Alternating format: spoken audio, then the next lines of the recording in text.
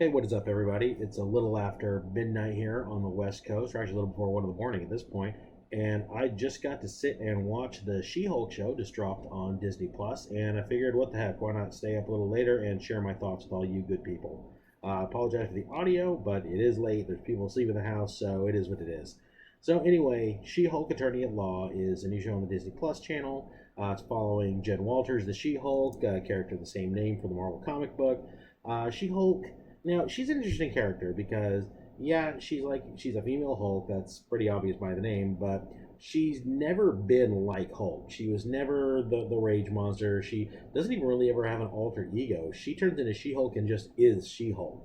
There's no turning back to Jen, which they don't stick with in the show. In the show, she kind of reverts back and forth, but when she turns into She-Hulk, she's just the same character but bigger. It's kind of strange. But given that the CGI in the show is about as bad as we saw in the trailer, I don't know that's a bad thing that we don't see the actual character on stage all that much. Anyway, so the show kind of starts out with minor spoilers. Nothing really to spoil in this episode. It's just kind of a first episode introductory thing, but we're going to talk about the plot details a bit because that's really the only way to review it. But if you want to know nothing about the show before you see it, go watch it, then come back and check out the video. Anyway, show starts off with Jen Walters in her office, and she immediately breaks the fourth wall, which is a trope that She-Hulk had. Picture She-Hulk basically as Deadpool before there was Deadpool. So she breaks the fourth wall, addresses the audience, and kind of lets everyone know, yes, I'm a Hulk, but I'm also a lawyer. This is kind of the point of the show, and we're going to go ahead and flashback now, and we're going to tell you my origin. And so her origin is she goes on a road trip with Bruce Banner shortly after the events of the Endgame movie, because Banner still has his arm in a sling, and he's got a device on his arm that's keeping him human. So he's not Smart Hulk, he's not any Hulk, he's just Banner. I don't know why he's doing that, doesn't really explain, but there you go. So they get in a car accident, and she has to pull Banner out of the wreckage. Banner's injured, he bleeds, the blood gets all over Jennifer Walters' arm, which is also cut, intermixes with hers, and she hulks out.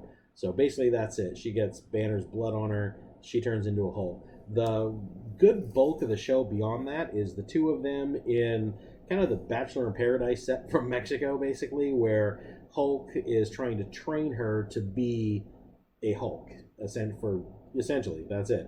So Banner reverts back to his Professor Hulk, and he finds out, or he informs her, that some property in her blood actually allowed him to create a process in which to heal his arm, which never healed from the Infinity Snap, putting on the Infinity Gauntlet. And so that immediately told him that her situation is different than his own, and he wants to study it further. So he tries to put her through the rites. He tries to put her through a bunch of tests to figure out what turns her into the Hulk, what triggers her rage, how much can she handle. And this is where the show kind of starts to step on its own feet. And it's kind of been entertaining up till this point, and it still is, and we'll get to that in a second. But we learn very early on that Jen Walters is very different. She can kind of become Hulk of her own accord. She doesn't really need a trigger to do it, or she does. She does and she doesn't. It kind of gets a little inconsistent, a little fuzzy. But when she transforms into Hulk, immediately she doesn't lose her personality. And there's a whole interaction with her and Banner about how he's had the split personality. He always had to deal with Hulk as the other persona, where she doesn't. She gets the strength, she gets the power, but none of the split personality, which is kind of an advantage to her. And yeah, this is where it kind of falls apart. So she does fall into the territory of she doesn't fail at anything land. So he puts her through the test, trying to say, hey, it's taken me 15 years to master this, and so I'm going to put you through so that you can learn to master the Hulk and you can be the hero that you need to be. Whereas she kind of masters every challenge just right away.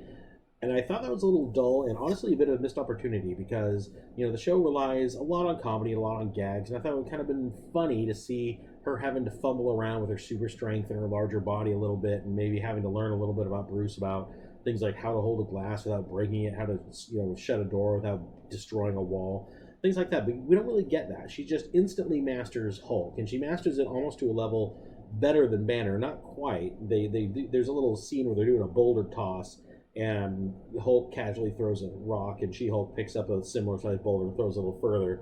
So Hulk launches one into orbit to show he's still kind of the bigger, stronger Hulk. And it's kind of like a machismo man moment, but whatever. It was kind of funny.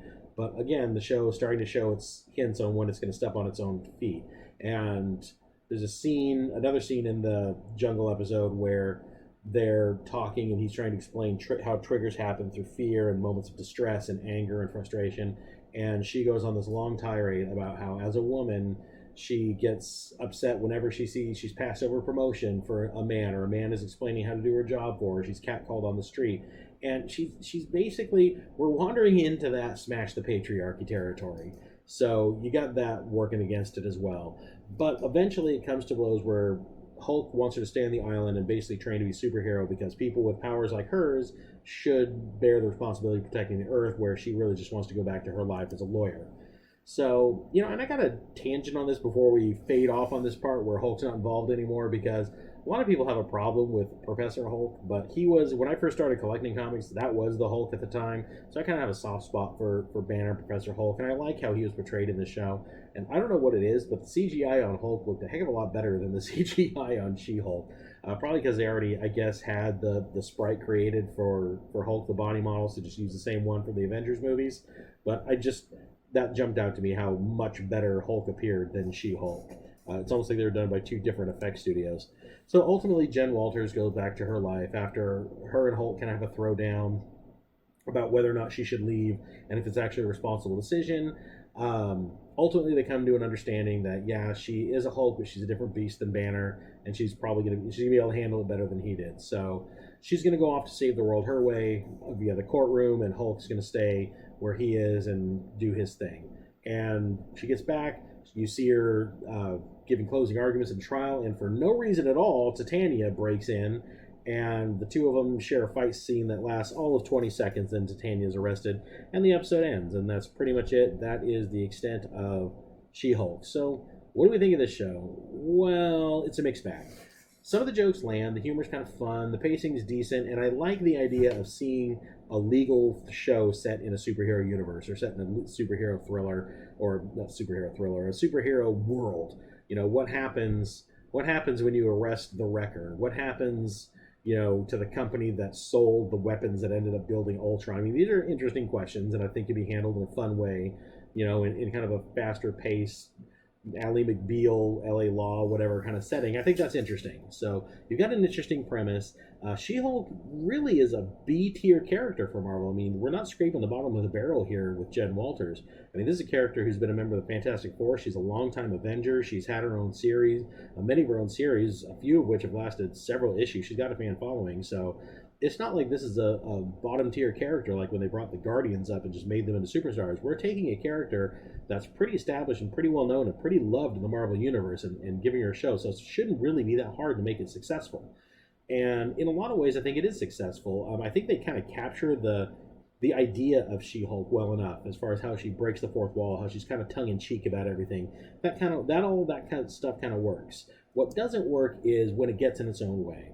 It just throws this just kind of gender role stuff just right at you, and at times it feels like it's really hitting you over the head with it. Also, it really goes far to show that, hey, she's like Hulk but better in so many ways, and I didn't quite care for that. I would have liked to have seen her stumble. I would have liked to have seen her have to find her footing as She-Hulk a little bit. And as a show that kind of relies on gags and humor, I think it probably would have been a good idea to throw some of that in there for some, just some visual comedy. It would have been funny. It would have been fun to see her, having to figure out how to do things like turn on a water faucet without destroying the pipes. I mean, these are interesting things that now that you have the strength to literally launch a bulldozer into orbit, you're going to have to learn how to temper that just to do normal everyday things. There was a chance for the character moments there, so maybe even some humor there, which the show is kind of half focused on. Missed opportunity, I think, and really it's just getting in its own way. And that's where it gets a little bit dicey, because She-Hulk always was kind of a tongue-in-cheek character, and she even would comment on things like the male gaze in comic books and how female characters are portrayed. But I don't know, there was something just kind of fun about when they did it in the comic, and when they're doing it in the show, it just feels mean. And it feels she's just insulting men at this point. So I don't think they got the wit. They don't have the I don't know, the comic chops to be able to pull this off and have it seem lighthearted and in character, and not like it's just roasting men for the sake of elevating the female characters in the show. So I think that it misses its tone. I don't know if this means to come across that way, but it does. and I didn't really appreciate that, and I feel like it really dragged down what ultimately could have been a far more entertaining show. So, and that's kind of what we're left with She-Hulk. It's just kind of this mixed bag. The show that probably could have been better but isn't. Pretty funny, but could have been a lot funnier. Could have been a more of a superhero comic book story, but they tried really hard to lean away from it in a lot of ways. So I don't know. I don't really know what to make of it, honestly. And it is just a first episode, so we got more time to tell. And I kind of almost wish they would have actually posted 2 episodes like they do with their shows sometimes, just because this first episode feels like this isn't what the rest of the series is going to be like, because it had almost nothing to do with the attorney at law half. It was all just mostly her and Banner in the jungle learning how to be a Hulk, which is interesting and it's a fun episode, but it didn't really give me the feel that I think this show is going to have. So I'm curious to see what the next episode looks like. I probably won't talk about it again until the series is over, maybe do a review of the whole thing, but I want to get my reaction on the first episode out. So, yeah, that's it. And let's talk about it. Did you watch She-Hulk? Did you enjoy it? If you did, tell me what you thought of it. Did you think that the feminist messaging was a little heavy-handed, or do you think it was just right? Do you like the tone of the show? Did you like how she broke the fourth wall and it's kind of this not quite so crass Deadpool character that they made her? I thought it was interesting because it worked with the tone of the original comic, but I want to know what you guys think. We're supposed to have a lot of Marvel cameos to look forward to. We already know about Daredevil, and they're promising others, so we'll see. We'll see how that works. Definitely going to give the show a chance. I didn't hate it. I didn't love it. I felt like I could have liked it a lot more had they, maybe toned down the messaging of it a little bit, the agenda, and just focused a bit more on telling a good She-Hulk story. But, it is what it is. We know what we're going to get from Disney, and so, yeah, that's it. So, thanks for listening, and, do all the usual things. Hit that like button, subscribe to the channel if you're not already a subscriber, share the video with your friends, and that's it. Let's talk in the comments, and I'll see you in the next video. See you then. Bye.